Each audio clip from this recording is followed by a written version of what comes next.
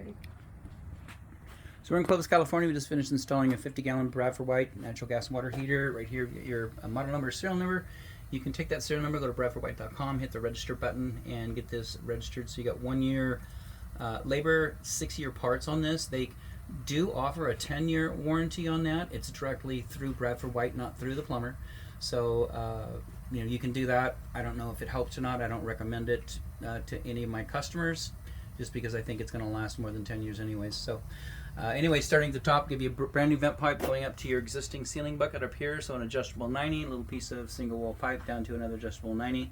Draft diverter comes with it. We did put 2 valves on so we get the water back onto the home without worrying about cross connections. So those are Watts 3/4 inch quarter turn ball valves, and right to the old galvanized nipple stubbed out. And then brass nipples, Falcon stainless steel connectors down to brass extensions, so that's on both sides. It's going to be identical.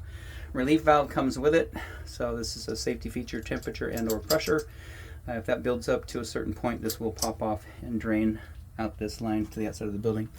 Upper third adjustable straps, lower third adjustable straps, brand new gas shutoff valve, brand new gas connector.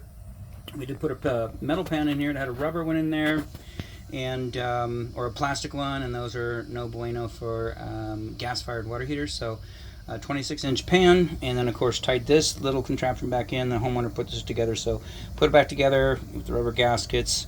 And so now if there's any water going on in here, it'll get in this pan and drain out of the building.